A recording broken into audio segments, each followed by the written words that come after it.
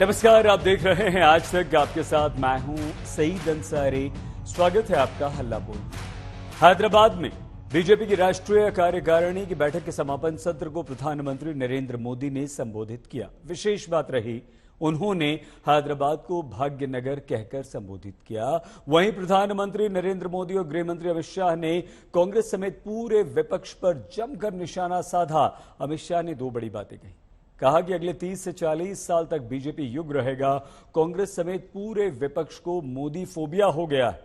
तो उत्तर प्रदेश के मुख्यमंत्री योगी आदित्यनाथ ने भाग्य लक्ष्मी मंदिर में विशेष पूजा अर्चना कर बीजेपी का एजेंडा साफ कर दिया। बीजेपी ने कह दिया है कि 2023 में तेलंगाना में सरकार आएगी तो सबसे पहले हैदराबाद का नाम हम भाग्यनगर करेंगे। अब इस पर राजनीति शुरू हो गई।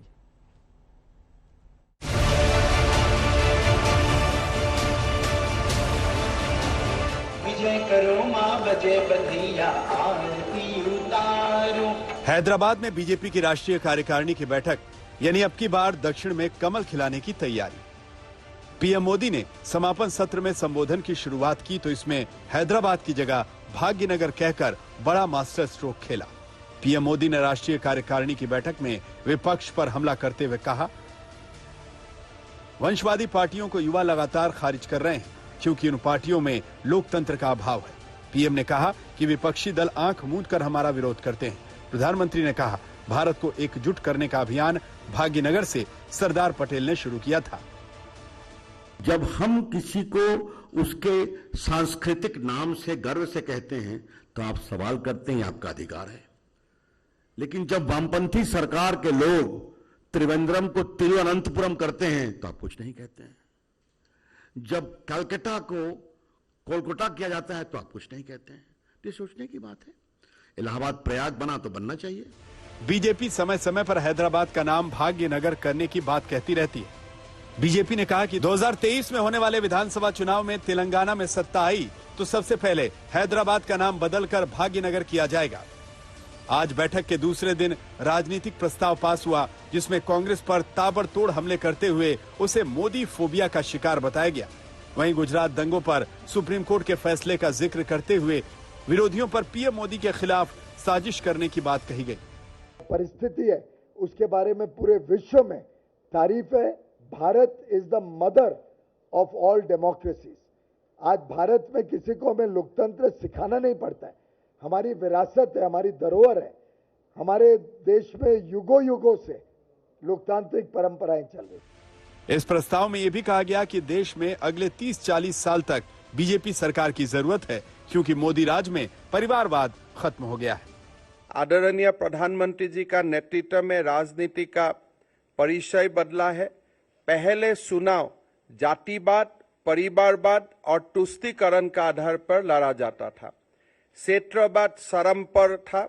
आदरणीय प्रधानमंत्री जी के नेतृत्व में इन नासुरू से हमें मुक्ति मिले है। सबसे पहले यूपी के सीएम योगी आदित्यनाथ ने हैदराबाद में भाग्य लक्ष्मी मंदिर में पूजा की। उन्होंने विधि विधान से आरती की। इस दौरान सुरक्षा के कड़े इंतजाम दिखाई दिए। पहले सीएम योगी भी हैदराबाद का नाम भाग्यनगर करने की बात कह चुके हैं। अब इस पर सियासत तेज होने के आसार हैं। हैदराबाद से हिमांशु मिश्रा के साथ आज तक ब्यूरो।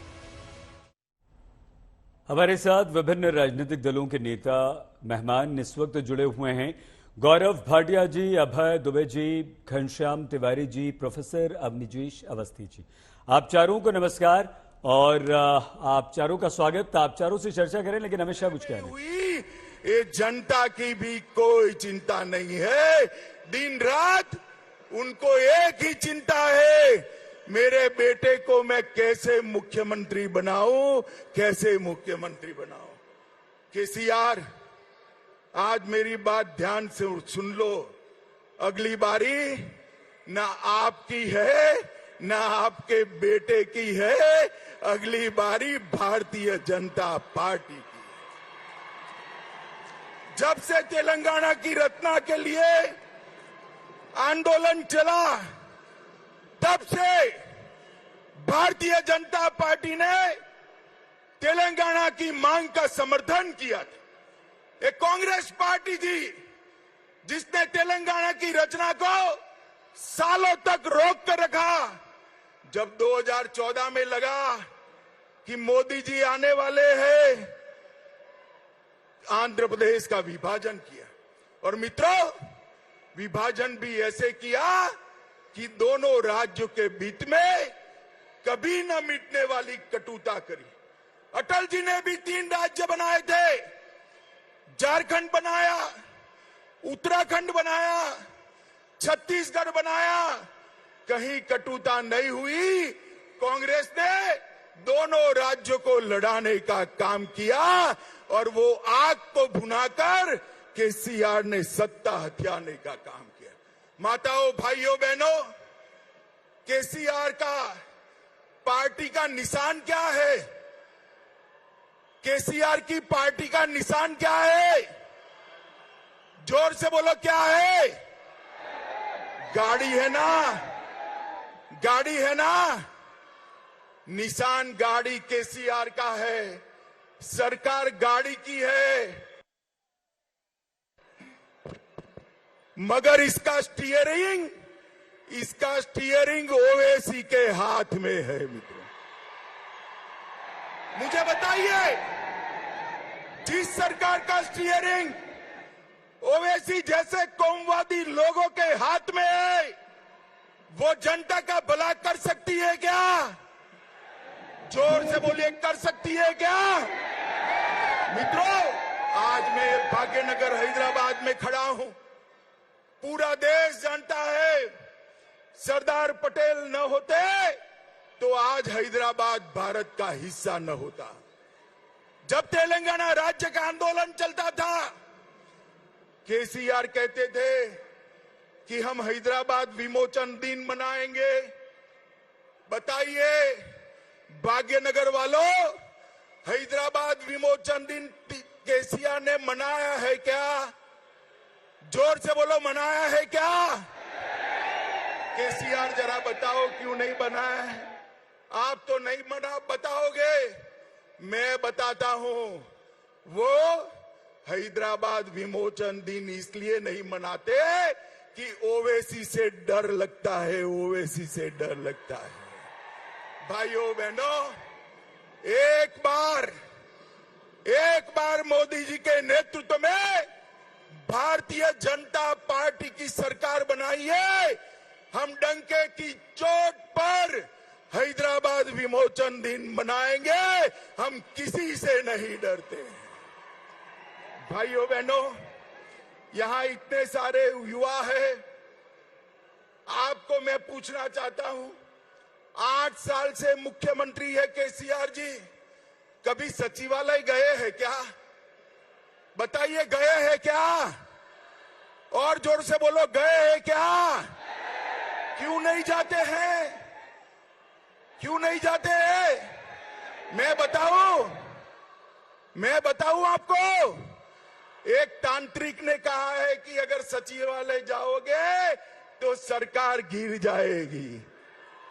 मैं तेलंगाना के युवाओं को कहना चाहता हूं, जो तांत्रिकों की बात मानकर जनता के कल्याण के लिए सचिवालय नहीं जाता है, उसको मुख्यमंत्री बनने का अधिकार है क्या? जोर से बोलिए, है क्या? अरे केसीआर सुन लो, अब मत जाना सचिवालय। अगली बार सचिवालय जाने का टाइम भारतीय जनता पार्टी के मुख्यमंत्री का है।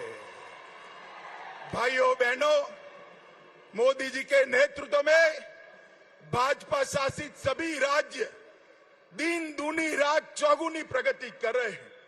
तेलंगाना का ऋण बढ़ रहा है, प्यास बुझती नहीं है, युवाओं को रोजगारी नहीं है, इंडस्ट्री आती नहीं है, डेवलपमेंट होता नहीं है, पूरा देश आगे बढ़ रहा है, तेलंगाना पीछे जा रहा है। यह परिस्थिति तेलंगाना के लिए अच्छी नहीं है। मैं आज इस पवित्र मंच पर से आप सभी को अपील करने आया हूं। मोदी जी भी अभी आने वाले हैं, नड्डा जी और संजय बंडी भी भाषण करने वाले हैं। मैं आप सबको अपील करने आया हूं, एक बार भाजपा का साथ दीजिए, और टीआरएस की सरकार को मूल समेत उखाड़ कर फेंक दीजिए सरकार को और भारतीय जनता पार्टी की सरकार बनाइए। मैं आपको विश्वास दिलाता हूं, टीआरएस ने जो नहीं किया वो सारे वादे भारतीय जनता पार्टी पूरा करेगी, भारतीय जनता पार्टी की सरकार पूरा करेगी। मैं फिर से एक बार आपके विराट जन समर्थन के लिए हाथ जोड़कर तेलंगाना की महान जनता का धन्यवाद कर मेरी बात समाप्त करता हूं। मेरे साथ जोर से बोलिए, दोनों हाथ उठाइए, उठाइए सभी और दोनों हाथ। भाजपा सरकार के संकल्प की मुट्ठी भींचिए और प्रचंड आवाज से बोलिए, भारत माता की, भारत माता की। तेलंगाना में बदलाव होने वाला है। टीआरएस की सरकार जाने वाली है। 2019 से डगमगा रही है। भारतीय जनता पार्टी बीजेपी ने तेलंगाना राज्य के गठन के लिए काफी संघर्ष किया है। गृह मंत्री अमित शाह ने बीजेपी की राष्ट्रीय कार्यकारिणी में ये सारी बातें कही हैं। गौरव भाटिया जी, अभय दुबे जी, घनश्याम तिवारी जी और प्रोफेसर अवनीजेश अवस्थी जी सभी हमारे साथ हैं। गौरव जी, आज आपका नंबर अंत में आएगा क्योंकि आज तो जबरदस्त देख ही लिया आपने अमित शाह जी कितने जोश में हैं और आपकी मुस्कान भी ये कह रही है कि आज तो पीएम मोदी ने भी भाग्यनगर कह दिया है।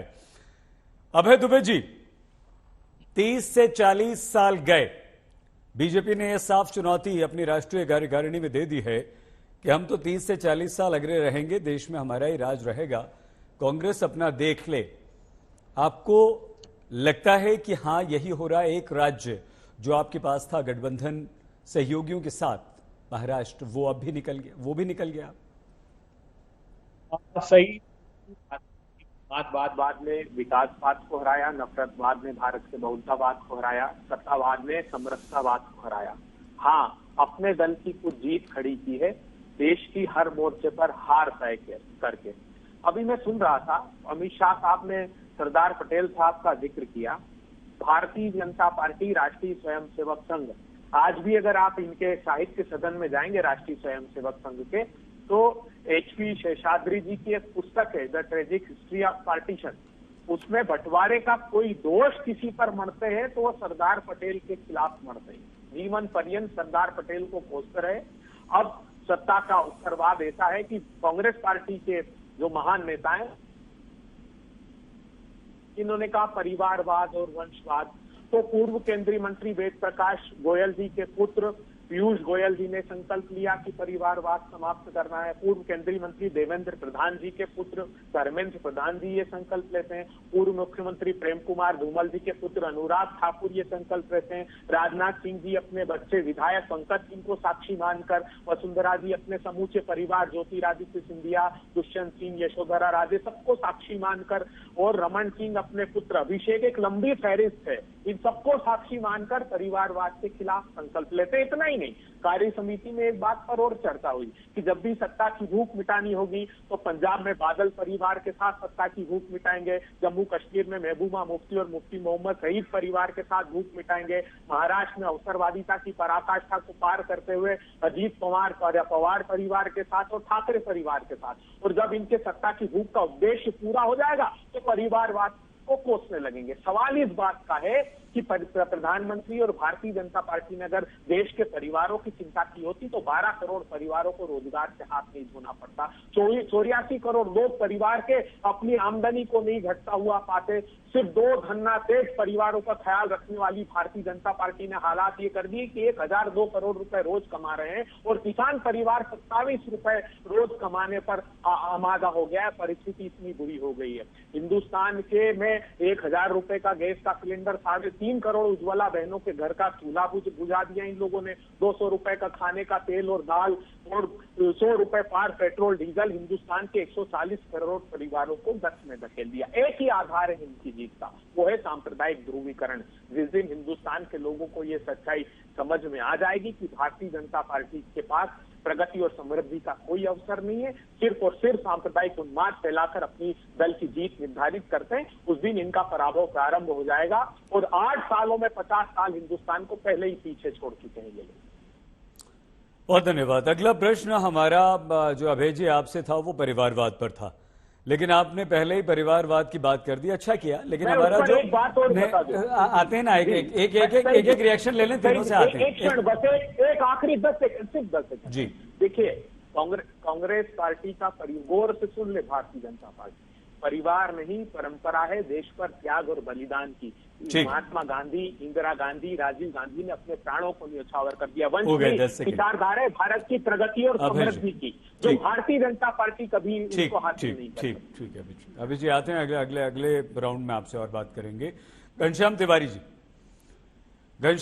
जी, अगले 30 से 40 साल बीजेपी राष्ट्रीय कार्यकारिणी में ये उद्घोषणा हो चुकी है और आप बहुत अच्छा उत्तर प्रदेश में चुनाव लड़े और ऐसा लग रहा था कि इस बार तो आप योगी आदित्यनाथ की सरकार को उखाड़ फेंकेंगे, लेकिन अंततः जो जीता वही सिकंदर, और सिकंदर यहां पर बने योगी आदित्यनाथ और डबल इंजन की सरकार ने आपकी साइकिल को पंक्चर कर दिया। आज ये 30 से 40 साल वाली बात सुनकर आपको लग रहा है कि अब तो और मुश्किल होने वाली है? थोड़ा सा डर लग रहा है घनश्याम जी? नमस्कार सही जी, आप नमस्कार को पैनलिस्ट को और दर्शकों को 2-3 बातें कहूंगा। जय शाह के पिता अमित शाह कह रहे हैं कि बाकी लोग अपने बच्चों को कहां पहुंचाना चाहते हैं। जय शाह की कोई तस्वीर अगर आज तक के पास हो जिन्होंने अपने बचपन के 20 सालों में कोई बैट पकड़ा हो, कैलाश विजयवर्गीय के पुत्र ने तो पकड़ा था, जय शाह ने पकड़ा हो तो गौरव भाटिया दिखा दें, आप दिखा दें। उसके बाद अमित शाह ने उत्तर प्रदेश, उन्होंने तेलंगाना की विफलताओं की चर्चा की। मैं आरबीआई की हैंडबुक देख रहा था 2021 की, जो कहती है कि उत्तर प्रदेश में 2017 में प्रति व्यक्ति आय कांस्टेंट प्राइसेस पे लगभग 40,800 थी, जो 2021 में मात्र 300 रुपए बढ़ी। तेलंगाना में यही आय लगभग 1.5 लाख रुपए थी, जो 2021 में 1,72,000 रुपए हो गई। इसी तरीके से मैं इन्फेंट मोर्टेलिटी रेट देख रहा था, उत्तर प्रदेश में 46 2017 में, उसके बाद 43 हुई, तेलंगाना में 34, उसके बाद 27 हुई। आप कोई पैमाना दिखा दीजिए, ये सार्वजनिक रूप से उपलब्ध है, आपका कोई भी दर्शक आरबीआई की वेबसाइट पे जाकर के आरबीआई हैंडबुक देख सकता है। भारतीय जनता पार्टी के झूठ का कोई पैमाना नहीं है, लेकिन रिजर्व बैंक ऑफ इंडिया कहता है कि हर पैमाने में उत्तर प्रदेश फिसड्डी हुआ है और तेलंगाना जैसा राज्य, चाहे वो इंडस्ट्रियल है, चाहे वो शिक्षा है, चाहे वो विमेन का लेबर फोर्स पार्टिसिपेशन है, विमेन सुरक्षा है, इन्फेंट मोर्टेलिटी है, इकोनॉमी है, आगे बढ़ा है। अब भारतीय जनता पार्टी कहती है कि हमको ये देखा नहीं जा रहा कि गुजरात के अलावा कोई और राज्य आगे बढ़ सकता है, तो तहस नहस करने का एक प्रचंड प्रारूप बना करके कहां से भाग्यनगर, कहां से ओवैसी तो इनकी मदद करने के लिए उत्तर प्रदेश चले आते हैं, बिहार चले आते हैं, तो वहां पर जाकर के ओवैसी को ललकारने का कोई क्या मकसद हो सकता है, मैं नहीं जानता। जहां तक अगले 30-40 साल की बात है, भारतीय जनता पार्टी की लड़ाई किसी और परिवारवाद से नहीं है, क्योंकि सारे परिवारवाद तो उनके अपने दलों में है। गौरव भाटिया भी परिवारवाद की परिभाषा बता सकते हैं, लेकिन उनकी परिवारवाद की लड़ाई हर आम आदमी के परिवार से है, जिसको आज महंगाई का दंश झेलना पड़ रहा है। भारतीय जनता पार्टी की आय हर 2 साल में दुगनी होती है। उनकी लड़ाई उस परिवार से है जिसका बच्चा कोविड से पहले प्राइवेट स्कूल में पढ़ता था, आज मजबूरी में सरकारी स्कूल में भी नहीं पढ़ पा रहा है। उनकी लड़ाई उस परिवार से है, नोटबंदी के बाद से जो परिवार अपने पैरों पर खड़ा नहीं हो पाया है क्योंकि उसकी कमर तोड़ दी गई है। उनकी लड़ाई उस परिवार से है जिसके बेरोजगार युवा, पढ़े लिखे युवा के हाथ में 40,000 रुपए थमाया और बोला अब तुम आत्मनिर्भर हो गए, तुम इसी से जॉब भी करोगे, इसी से जॉब क्रिएट भी करोगे, लेकिन हमारे नेताओं के बच्चे दुनिया भर में पढ़ेंगे, उसके बाद खुद मंत्री बनेंगे, सरकार में आएंगे, सरकार गिराएंगे, बिजनेस करेंगे, बीसीसीआई का अध्यक्ष बनेंगे। उनकी लड़ाई उस परिवार से जो चाहता है कि उसके मोहल्ले में अमन चैन रहे, दिन रात मीडिया के माध्यम से उसके घर में हिंदू मुस्लिम की बहस, द्वंद, झगड़ा, नफरत दिखा करके भारतीय जनता पार्टी के प्रवक्ता और उनके नेता उसके घर में आग न लगाएं। उनकी लड़ाई उस परिवार से जो अमन चैन का भारत चाहता है। अगर 30-40 साल तक ये लोग भारत में रह गए तो भारत का तहस नहस निश्चित है, क्योंकि भारत की कोई महत्वपूर्ण लड़ाई इन्होंने नहीं लड़ी है। पटेल की बात करते हैं, आजादी की लड़ाई में सोए रहे, अंग्रेजों के साथ की मदद करते रहे, वो लोग क्या सरदार पटेल और जवाहरलाल नेहरू की बात करेंगे? सिर्फ अपने राजनीतिक अभियान के लिए पटेल का दुरुपयोग करना देशभक्ति नहीं होती। देशभक्ति होती है जब आपको 8 साल की सरकार मिली है, आप दिखाइए कि आपने बेरोजगारी से लड़ाई लड़ी, आप दिखाइए आपने गरीबी से लड़ाई लड़ी। जब WHO कहता है कि देश में इतने 4.78 मिलियन लोग मर गए, तो आप ताली बजाते रहे, कहते रहे, थाली बजाते रहे और कोई नहीं मरा। ये धोखाधड़ी है देश के साथ कि जब आप धोखे से कहते हैं कि हम काला धन लाएंगे और उसके बाद उन सभी लोगों की मदद करते हैं जो काला धन अर्जित करते हैं, आपके साथ के पूंजीपति 7-8 गुना अमीर हो जाते हैं। समाप्त कीजिए तिवारी जी। हाँ तिवारी जी, अगले राउंड में आएंगे, एक रिएक्शन ले लें, उसके बाद आपको और समय मिलेगा, इसलिए हमने आपको यहां पर रोका। प्रोफेसर अवनीजेश अवस्थी सर जी, आज बीजेपी की राष्ट्रीय कार्यकारिणी में दो चीज हम आपसे यहां समझना चाहते हैं सर। पहला तो ये भाग्यनगर, क्या संदेश प्रधानमंत्री नरेंद्र मोदी देना चाहते हैं भाग्यनगर से, और दूसरा आत्मविश्वास जबरदस्त कि अगले 30 से 40 साल तक बीजेपी देश में रहेगी। दूसरे अपना देख लें, बोरिया बिस्तर समझ चुका है, इसका क्या मतलब? सही जी, भाग्यनगर का मतलब वही है जो मद्रास से चेन्नई का था, बॉम्बे से मुंबई का था, कलकत्ता से कोलकाता था, बेंगलोर से बेंगलुरु था, वही भाग्यनगर है जी। अगर समझ में आ जाए लोगों को तो बहुत आसान हो जाएगा, नहीं समझ में आएगा तो जनता कर देती है ऐसा काम, ऐसी कोई बात नहीं है, इसमें कोई नई बात नहीं है। भाग्यनगर होना ही चाहिए, भाग्यनगर होके ही रहेगा। भाग्यनगर वहां की जनता वहां पर बैठी हुई थी, उनके सामने कहा, कोई टीवी चैनल पर बैठ करके या प्रेस कॉन्फ्रेंस में नहीं कहा, जनता के समक्ष कहा और जनता ने भरपूर समर्थन दिया। एक बात। दूसरी बात, जहां तक अभी ये जो बिहार के इलेक्शन में घनश्याम तिवारी भाषण देते थे और उसके बाद शायद उत्तर प्रदेश के इलेक्शन में तो कहीं नजर नहीं आए, लेकिन वो भाषण आज पढ़ रहे थे, अखबार के 23वें पेज के आखिरी कॉलम की सबसे नीचे वाली 3 लाइन की खबर तो पढ़ लेते हैं ये, लेकिन जो हेडलाइन होती है वो कभी पढ़ के सुनाते नहीं है। तमाम अंतर्राष्ट्रीय एजेंसियों ने भारत के कोरोना प्रबंधन की, भारत के जिस तरीके से यहाँ पर विकास हुआ है, जो यहाँ के आर्थिक विकास की जो गति है उसके बारे में जो पॉजिटिव, उसके बारे में क्यों नहीं पढ़ते आप? भारत के बारे में अच्छा पढ़ना आपको अच्छा नहीं लगता क्या? अच्छी भी खबरें आई हैं ना, बहुत अच्छी अच्छी खबरें आई हैं। ये भी कहा है, उसी WHO ने कहा है कि भारत ने कोरोना से जिस तरीके से प्रबंधन किया वो अद्भुत है, ये भी कहा उन्होंने, लेकिन वो आप नहीं पढ़ेंगे। भारत के बारे में अच्छा सोचना, अपने देश के बारे में अच्छा पढ़ना, अच्छा सोचना, अच्छा बोलना, अच्छा कहना अच्छा ही नहीं लगता इनको, क्योंकि अपना देश मानते नहीं है ये। इनको तो चाहिए सत्ता, सिर्फ सत्ता चाहिए। और क्या हाल हुआ वहां पर उत्तर प्रदेश में, लोग शेरवानी से ला करके बैठे हुए थे आप लोग शपथ ग्रहण के लिए, और हाल क्या हुआ वो भी सब जानते हैं। और उत्तर प्रदेश की जनता ने किया, बड़े साफ तरीके से किया, और पहले नहीं किया, अभी लेटेस्ट उपचुनाव में भी किया है। दोनों आजम बाहर हो गए। इसलिए आप लोग देश की जनता की नब्ज न पहचाने। आज अमित शाह जी ने जो कहा है वो बड़ी साफ सी बात कही है कि जो इस समय स्थितियां हैं देश की, विपक्षी दलों की, तो उसके बारे में ये लोग सीरियस है नहीं। जयंत शाह ने तो बैट नहीं पकड़ा, लेकिन शरद पवार तो शायद बचपन में शायद रणजी खेले थे, शायद अपने युवा समय में जो शरद पवार थे उनके बारे में कभी नहीं बोला। और बताऊं आपको, अगर आप कहें तो मैं तमाम उन BCCI और क्रिकेट कंट्रोल बोर्ड में जो लोग रहे हैं उनके बारे में सबके नाम बता देता हूं, और आप बता दीजिए घनश्याम तिवारी किस किसने बैट पकड़ा था, किस किसने ग्राउंड में खेला था, किस किसने नेट प्रैक्टिस की थी। अरे मैं तो कहता हूं कि शायद टीम के मेंबर्स के बारे तक में नहीं जानते होंगे आप लोग जो बन गए थे। इसलिए आप लोग, घनश्याम तिवारी हो या अभय दुबे हो, ये लोग यहाँ टीवी चैनल पे बैठ करके बात करके, यहाँ पर हो नहीं पा रहा ना आपसे, ना आपकी सरकार बनी, ना आपकी 3.25 राज्यों में सरकार थी अभय दुबे की, अब 2.5 में रह गई है। एक राजस्थान, एक छत्तीसगढ़ और आदि झारखंड 3.25 थी, महाराष्ट्र को मिलाकर के 3.25 से 2.5 हो गई है। अब आप इंतजार करिए कि 2.5 से ये कब 1, 1.5 आधी रह जाती है, ये आपके इंतजार करने का समय है। ठीक है सर। अभय जी, गौरव भाटिया जी का नंबर है, उसके बाद आपके पास आएंगे। गौरव जी, भाग्यनगर 30 से 40 साल, ये तो बीजेपी के हर कार्यकर्ता, नेता और आप में जोश भरने वाला संबोधन वहां से आ गया है हैदराबाद से, वो ठीक है। लेकिन जो प्रश्न अभय जी ने उठाया था, क्या बीजेपी में जो परिवार से लोग हैं वो परिवारवाद और कांग्रेस के परिवारवाद में कोई फर्क है, या आप कांग्रेस के परिवारवाद को सिर्फ गांधी परिवार से मानते हैं, बाकी दूसरे नेताओं के बच्चे आ जाएं आपको कोई आपत्ति नहीं? सैयद जी, सबसे पहले तो भारतीय जनता पार्टी के कार्यकर्ताओं की, हमारे लीडर्स की, भारत के नागरिकों की मुस्कुराहट कोई छीन सके, ये दमखम कम से कम विपक्षी पार्टियों में तो नहीं है। आप मेरे पास सबसे बाद में आए हैं, मैं कुछ समय चाहूंगा सबसे पहले तो, क्योंकि ये जो नेशनल एग्जीक्यूटिव मीटिंग चल रही थी 2 दिन से, इसमें किस तरह का मंथन होता है ये दर्शकों से जरूर बांटना चाहूंगा और फिर वंशवाद की बात करेंगे जी।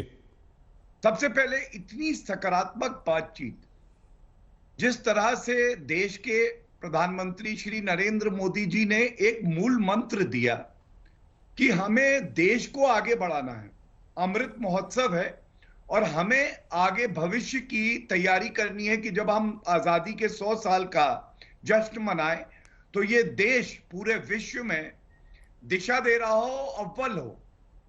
ये सोच जो है ना, जहां से भारतीय जनता पार्टी अपना मंथन शुरू करती है, ये विपक्ष सोच के खत्म भी नहीं कर पाएगा। वही छोटी हल्की हल्की बातें बार बार जो चुनाव में दोहराते हैं और जनता भी इन पे विश्वास नहीं करती है। दूसरी बड़ी बात जो कही गई कि एक सकारात्मक राजनीति करनी है और जो सबसे कमजोर वर्ग है, चाहे वो गरीब हो, चाहे वो अनुसूचित जनजाति, अनुसूचित जाति के लोग हो, उनको मुख्य धारा में जोड़ के कैसे हम देखें कि वो सर्वोच्च पदों पे रहे और देश आगे बढ़े। तीसरी बात जो मूल मंत्र है, जो विपक्ष को भी समझना चाहिए, सैयद जी, हर चीज में विरोध करना क्योंकि आप ऑपोजिशन में हैं। उदाहरण के तौर पे 1 rank 1 pension, GST, national war memorial, article 370, आपको मालूम है इसी वजह से सैयद जी इन लोगों का जो विपक्ष का भी एक नंबर है खत्म हो रहा है, क्योंकि ये जनता नहीं चाहती कि विपक्ष केवल विरोध करे और वो भी अच्छे कार्यों का करे। अब मैं आता हूं जो बात आपने कही वंशवाद की जी। देखिए, हम लोग भाग्यनगर में हैं और यहां पे भी वंशवाद का वही दीमक खा रहा है जो कि कांग्रेस पार्टी, समाजवादी पार्टी को खा रहा है। ये क्या है? इन्होंने हम पे आरोप लगा दिया। अगर मैं गलत कहूं तो आप मुझे जरूर सही करिएगा। हमारी पार्टी में आज तक क्या कभी ऐसा हुआ कि एक परिवार के 2 सदस्य राष्ट्रीय अध्यक्ष बने हों हमारी पार्टी के?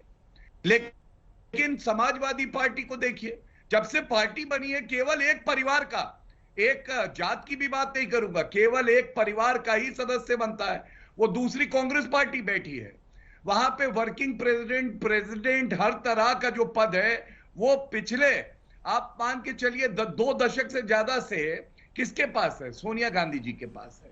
पार्टी का क्या हश्र हुआ ये उनका अंदरूनी मामला है, आज मैं उसमें नहीं जाऊंगा, लेकिन इसको हम वंशवाद कहते हैं। और यही वंशवाद जो है तेलंगाना में है, जहां पे 5 सदस्य एक ही परिवार के सत्ता का सुख भोग रहे हैं, लेकिन जनता परेशान है।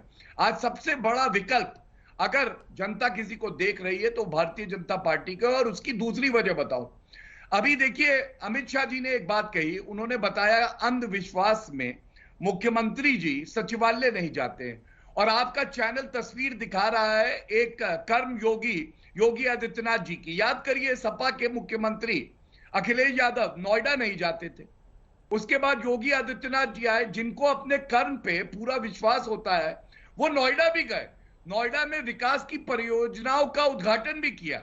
उन्होंने दिखा दिया कि अगर मेहनत करोगे तो किस्मत खुद लिख दोगे, अपनी भी और देश की जनता की भी। और यही मूल मंत्र है जो आज हमने राष्ट्रीय कार्यकारिणी में बात करी है।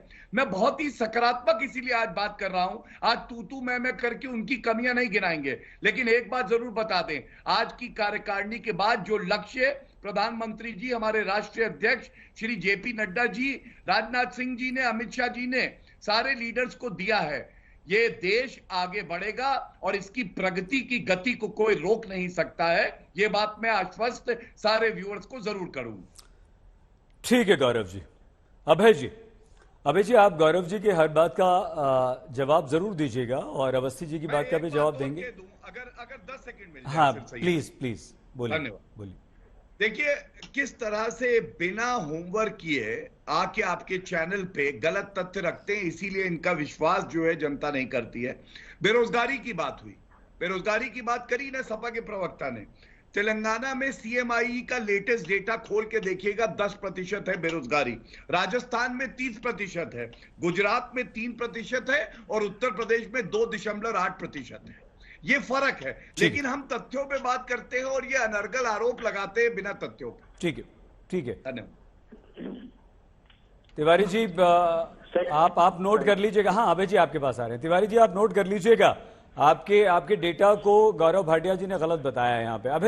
अभय जी आप सबकी बातों का जवाब जरूर दीजिएगा, लेकिन उससे पहले हम हमेशा आपसे एक प्रश्न जरूर पूछते हैं, किसी भी डिबेट में आप हमारे साथ होते हैं। आपकी बातों पर देश की जनता को विश्वास क्यों नहीं होता है? वो सबसे पुरानी कांग्रेस पार्टी, सबसे ज्यादा समय देश की सत्ता, राज्यों की सत्ता में रही पार्टी पर देश के लोगों का अविश्वास क्यों? देखिए सैफ जी, बहुत साधारण सा इसका जवाब है। ये एक सैद्धांतिक लड़ाई है जिस पर कांग्रेस पार्टी कभी भी समझौता नहीं कर सकती। हमने भारत वर्ष के जो विभिन्न भाषा, भूषा, भेषज, धर्म, संस्कृति, संस्कार के लोग हैं, उनको सबको साथ रखने के लिए बहुलतावाद पर आस्था व्यक्त की है।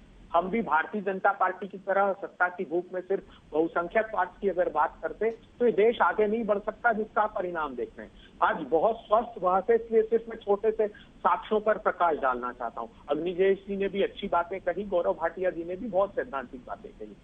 मैं विदेशों की बात नहीं कर रहा अवस्थी जी, मैं तो आरबीआई की मेन स्ट्रीट मेमो पढ़िए। उसने कहा कि भारत सरकार के गलत नोटबंदी और जीएसटी के निर्णय से 6.11 करोड़ जो एमएसएमई हैं, जिसका 48% मैन्युफैक्चरिंग आउटपुट है, जिसका 45% एक्सपोर्ट में कंट्रीब्यूशन है, वो तबाह हो गया। 60 लाख एमएसएमई परमानेंट बंद हो गए। एनएसएसओ ने इस कोविड की महामारी के पहले बताया था कि 70 वर्ष बाद ऐसा हुआ है। कंजम्पशन एक्सपेंडिचर का जो डेटा दिया था कि 580 रुपए प्रति माह एक ग्रामीण व्यक्ति खर्च कर रहा है अपने खाने पर, जो 70 साल बाद हुआ। एनएसएसओ ने ही अपनी रिपोर्ट में बताया था कि 45 वर्षों की भीषणतम बेरोजगारी परोस दी गई है। Parliamentary standing committee on commerce ने क्या आरोप लगाया मोदी सरकार में? पर मोदी सरकार ने सिर्फ चीन को सरहदें ही पार नहीं कराई, व्यवसाय की सारी हदें पार कराकर पूरे एमएसएमई पर आघात किया। जो एक साइकिल इंडस्ट्री का तो ऐसा उदाहरण दिया कि एक साल में 58% तक अनाधिकृत रूप से ज्यादा इंपोर्ट चाइना से कर दिया। तो जो आजाद भारत के इतिहास का सबसे अधिक इंपोर्ट करके एमएसएमई को तबाह कर दिया। पार्लियामेंट्री स्टैंडिंग कमेटी ने यह भी आरोप लगाया मोदी सरकार पर कि जो इमरजेंसी क्रेडिट लाइन इन्होंने स्टार्ट की थी कोविड महामारी के लिए छोटे उद्योगों को पोषित करने के लिए, वो सिर्फ लोन की योजना थी, उसमें से भी सिर्फ 50% इन्होंने कंट्रीब्यूट किया। ये जो बात कर रहे हैं centre for monitoring Indian economy की, अभी की रिपोर्ट पढ़ लीजिए जनवरी से अप्रैल तक की।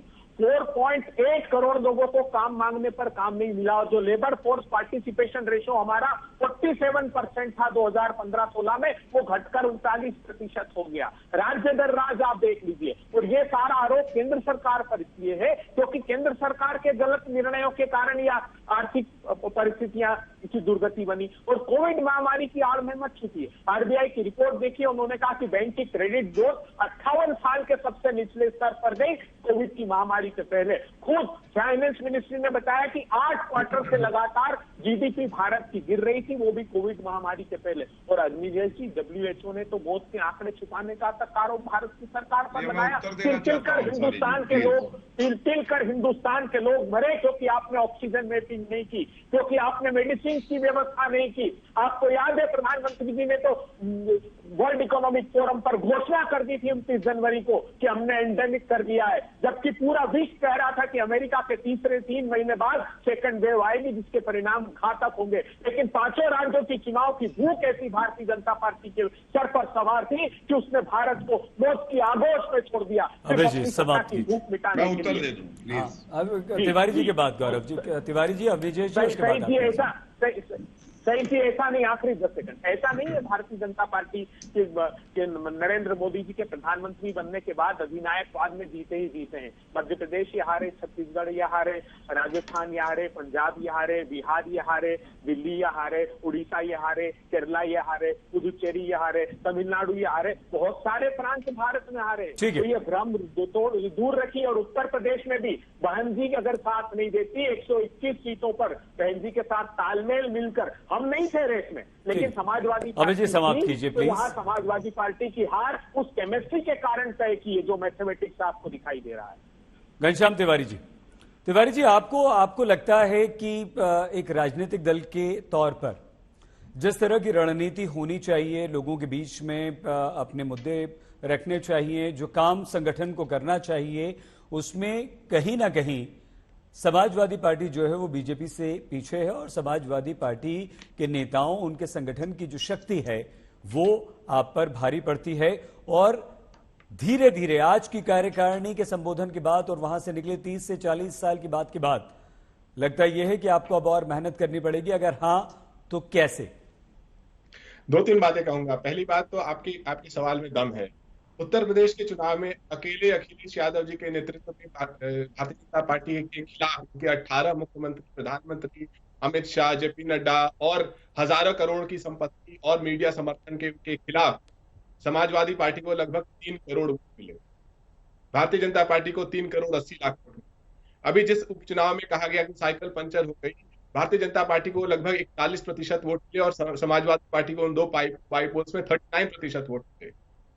भारतीय जनता पार्टी के खिलाफ इस उपचुनाव में 58% लोगों ने वोट किया। जानते हैं क्यों?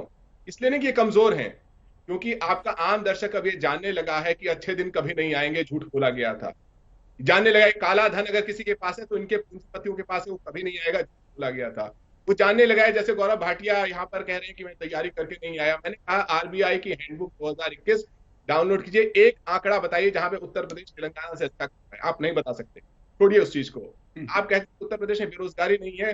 1 करोड़ 24 लाख जो रेलवे के युवा थे, जो जिनको 3 साल से आपके 3 रेल मंत्री ने बहकाया, झूठ बोला, उनमें से 75 लाख उत्तर प्रदेश से आते, तेलंगाना से आते थे।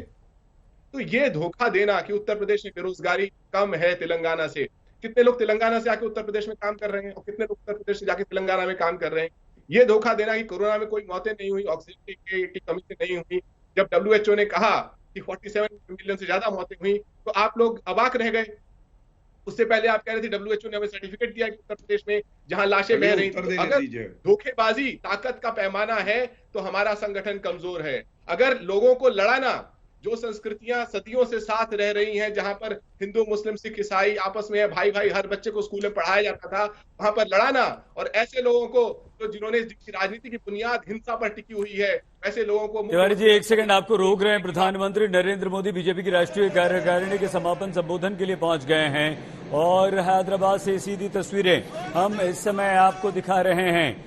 तेलंगाना के हैदराबाद में बीजेपी की 2 दिन की राष्ट्रीय कार्यकारिणी का आज दूसरा अंतिम दिन है और प्रधानमंत्री नरेंद्र मोदी, समापन समारोह है ये, और वहां पर प्रधानमंत्री नरेंद्र मोदी हैं। सीधी तस्वीरें हम आपको दिखा रहे हैं। मंच पर प्रधानमंत्री नरेंद्र मोदी।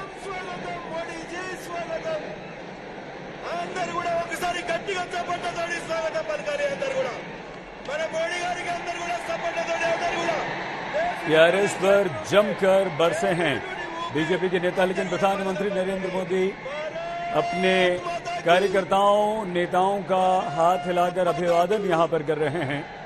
जबरदस्त भीड़ और मंच पर सभी नेताओं का, जेपी नड्डा, बीजेपी अध्यक्ष राजनाथ सिंह, अमित शाह, सभी मौजूद हैं। उनका अभिवादन स्वीकार करके प्रधानमंत्री नरेंद्र मोदी यहां पर बैठे हैं। तेलंगाना विधानसभा चुनाव 2023 के लिए बीजेपी ने बिगुल फूंक दिया है और वंशवाद को एक बार फिर से निशाने पर यहां पर भी लिया गया है। तिवारी जी, आपको बीच में रोका था, अपनी बात पूरी कीजिए और जल्दी समाप्त कीजिए सर। बस मेरी इतनी सी बात है कि अगर इस देश में कोई कहता है कि मेरा संगठन इतना मजबूत हो गया है, युवाओं को बेरोजगार रह के, आम परिवार को गरीबी में, महंगाई के चलते ढकेल करके, उनसे झूठ बोल करके कि पेट्रोल डीजल 40 रुपए का हो जाएगा, या फिर आम युवाओं से ये झूठ बोल करके कि डॉलर जो है 40 रुपए का हो जाएगा, ये झूठ बोल करके, उनसे ये क्या करके कि 40,000 रुपए में आप अपने भाग्य विधाता बन जाएंगे और स्वयं अपनी पार्टी की आय हर साल हजारों करोड़ के आधार पर दुगना करके, 3 गुना करके, अगर किसी को अपनी ताकत का एहसास इस पे होता है तो ये नहीं भूलना चाहिए। जिस उत्तर प्रदेश में ये कहते हैं समाजवादी पार्टी की साइकिल पंचर हो गई, उस उत्तर प्रदेश में 6.5 करोड़ लोगों ने, 6 करोड़ लोगों ने भारतीय जनता पार्टी के खिलाफ रहा था इसी चुनाव में, जब 18 मुख्यमंत्री, प्रधानमंत्री, तमाम लोग कैंपेन कर रहे हैं। तिवारी जी समाप्त कीजिए। इतना भी ताकतवर हो, चिरंजीवी नहीं हो सकता जी। ठीक है, अवनिजेश जी, जिस तरह के आरोप यहां पर अभय दुबे जी लगा रहे हैं, घनश्याम तिवारी जी लगा रहे हैं, आपको लगता है कि आंकड़े कुछ और होते हैं और राजनीतिक दलों का देश की जनता के बीच जाकर अपने आप को प्रस्तुत करना एक अलग बात होती है और उसी का असर उनके मन मस्तिष्क पर पड़ता है, जिसका परिणाम हमें वोटों पर नजर आता है? क्या आप ये मानते हैं सर कि सच्चाई कुछ और होती है और राजनीतिक दल अपने आप को जनता के सामने कुछ और प्रस्तुत करते हैं? सही जी, बात बड़ी साफ सी है, लोकतंत्र है। जितनी भयावह तस्वीर पिछले 10-12 साल से घनश्याम तिवारी, मैं 8 साल नहीं कह रहा हूं, उससे पहले आरजेडी में थे, तब से लेके अब तक जिस तरीके से ये भाजपा या विरोधी पार्टियों पर जिस तरीके से बयान कर रहे हैं, उसके बावजूद इनकी बात कोई सुन नहीं पा रहा है, इनकी बात कोई समझ नहीं पा रहा है, इनकी बात को कोई मानता नहीं है। लगता है कि ये झूठ बोल रहे हैं। जनता है ना, लोकतंत्र है ना, आपकी बात को नहीं मानता कोई, क्योंकि आपकी ये जो मासूम सा चेहरा बना करके बैठते हैं आप यहाँ पर, उस मासूम से चेहरे पर किसी को भरोसा नहीं है। और अभय दुबे जी, मैं आपको बता दूं, पिछली बार मैं दिमाग से निकल गया था, वो शेषाद्री जी की किताब है, अगर मुझे टाइम मिलता तो मैं आपके सामने रख देता। और देश बट गया, और देश बट गया में वो कहते हैं कि किस तरीके से नेहरू जी ने मजबूर किया, विवश किया सरदार पटेल को साइन करने के लिए। यही कारण है कि सरदार पटेल, अरे आप चाहे कोई ये फोटो मत दिखाइए, मेरे पास है ना किताब, मेरे को 5 मिनट अगर दे शहीद अंसारी तो मैं किताब आपके सामने वर्बटम पढ़ के सुना दूंगा उसमें से, ठीक है ना, मेरे पास है किताब और मैं वर्बटम पढ़ के सुना सकता हूँ। अभी जी प्लीज मत बोलिए, अभी जी आप नहीं, अभी जी आप प्लीज मत बोलिएगा। और देश बट गया किताब। अवनिजेश जी अपनी बात पूरी कीजिए प्लीज। मैं सिर्फ इतनी सी बात कर रहा हूँ कि शहीद अंसारी जी, आपने बिल्कुल साफ और सही बात कही। मैं जानना चाहता हूँ कि 2017 तक, मार्च में महंत योगी आदित्यनाथ ने मुख्यमंत्री पद की शपथ ली थी, 2017 के जुलाई अगस्त में तक जितने पूर्वांचल में जिस बुखार से, दिमागी बुखार से बच्चों की मृत्यु होती थी, 2017 के बाद के आंकड़े क्यों नहीं प्रस्तुत करते? क्यों नहीं प्रस्तुत करते घनश्याम तिवारी? क्या किया था अपने 5 सालों में, और उसके बाद के 5 सालों में क्या हुआ? आज क्या वो है क्या? बड़ी साफ सी बात है। मैं एक नहीं, मैं ऐसे सैकड़ों उदाहरण दे सकता हूँ, सैकड़ों। एमएसएमई की बात कर रहे हैं आप, सबसे ज्यादा आज की डेट में है वो भारतीय आर्थिक व्यवस्था में उसका योगदान। आप लोग कहाँ रहते हैं? आप लोग जिस ख्याली पुलाव में रहते हैं ना, जिसकी जैसे मैं पढ़ा करता तो कहते थे कि सर से एक बाल सफेद दिखाई दिया और कह दिया देखो बुढ़ा है, बुढ़ा है, बुढ़ा है, बुढ़ा है। इस तरीके से काम चलता नहीं ना लोकतंत्र में, क्योंकि लोकतंत्र में जनता को जो मिला है, जो उसने महसूसा है, जो उसको प्राप्त हुआ है, जो उसने अपनी आंखों से देखा है, जो उसने पिछले 5-7 सालों में देखा है, उसके आधार पर वोट करती है। और उसके आधार पर आपके दोनों, आजम खान और आजमगढ़ दोनों निकल गए आपके। ठीक है सर, हमारे प्रश्न का उत्तर मिल गया है। अभय जी आ रहे हैं आपके पास।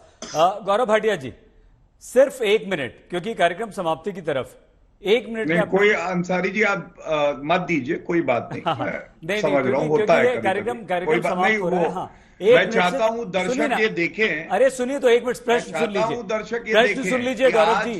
राष्ट्रीय कार्यकारिणी हमारी थी और समय कम पड़ गया, कोई बात नहीं, होता है कभी-कभी। पूरा कार्यक्रम 1 घंटे का 40 मिनट का उठा के देख लीजिएगा कि कितना समय, किसी को कम नहीं, गौरव जी प्लीज, किसी को कम समय नहीं देगा। ये 1 मिनट इसलिए कहा, आप सुन तो लीजिए सर, सुन तो लीजिए। 1 मिनट इसलिए कहा क्योंकि सिर्फ 2 मिनट हैं, 1 मिनट आपको दे रहा हूं, 1 मिनट में अभय जी और घनश्याम जी को 30-30 सेकंड देने। 1 मिनट देंगे, मैं पूछ रहा हूं क्यों देंगे, लेकिन आप दूसरी बारी तो आए मेरे पास। अरे सर, तो आपने 4-4 मिनट समय दिया। अरे नोट कर लीजिए। अब मैं आपसे बहस नहीं करना चाहता, आप ये बताइए कि आपको क्या लगता है, आपको क्या लगता है 30 से 40 सालों में बीजेपी का, 30 से 40 सालों में बीजेपी का अब देश को, देश के युवाओं के लिए, देश के गरीबों के लिए, बेरोजगारों के लिए क्या एजेंडा रहने वाला है? देखिए, अभी तक जो चर्चा में बिंदु आए, मैं एक बात जरूर कहूंगा, भारतीय जनता पार्टी को ये लोग कोसते हैं, ये नहीं बता पाते कि इनके पास सकारात्मक क्या है देश के लिए, जनता के लिए। और भारतीय जनता पार्टी के लिए तो यही कहा जाएगा, हम वो दरिया हैं जिसे अपना हुनर मालूम है, हम जिस तरफ चल देंगे रास्ते बन जाएंगे। और कांग्रेस पार्टी हो, चाहे चंद्रशेखर राव जी हो, चाहे सपा हो, इनके पैरों के नीचे जमीन नहीं है, फिर भी गजब यह है इनको यकीन नहीं है। अब मैं 2-3 बातें और कह दूं। देखिए, इन्होंने कहा 18 वरिष्ठ नेता उत्तर प्रदेश आए। सैयद जी, हमारे 18 वरिष्ठ नेता है ना, वो जनता के बीच में जा सकते हैं। इन्होंने तो 18 नेता एक ही परिवार से पैदा कर दिए थे। यही वंशवाद होता है। मुलायम सिंह यादव राष्ट्रीय अध्यक्ष थे, प्रदेश अध्यक्ष अखिलेश यादव थे, मुख्यमंत्री वही थे, शिवपाल यादव को डिप्टी सीएम का स्टेटस था, राम गोपाल यादव लीडर थे राज्यसभा में और चीफ स्पोक्स पर्सन थे, उसके बाद अक्षय प्रताप थे, तेज प्रताप थे, ऐसे 18 लीडर थे। तो ये गलती आपकी है। और अभी क्या जनता ने जो हमारी विचारधारा है, जो कर्मठता और कर्तव्य परायणता श्री नरेंद्र मोदी जी की है और गौरव जी, रोकना पड़ रहा है आपको, समय समाप्त हुआ। गौरव भाटिया जी, अभय दुबे जी, घनश्याम तिवारी जी, प्रोफेसर अवनीजेश अवस्थी जी, बहुत धन्यवाद आप सभी का इस चर्चा में शामिल होने के लिए। बीजेपी की राष्ट्रीय कार्यकारिणी जो कि हैदराबाद में चल रही है, उसका समापन इस समय हो रहा है और वहां से बीजेपी ने यह कहा है कि अगले 30 से 40 साल तक हम ही हम हैं, बाकी कोई राजनीतिक दल नहीं। इस बुलेटिन में फिलहाल इतना ही। आप प्लीज अपना बहुत ख्याल रखिएगा। देखते रहिए आज।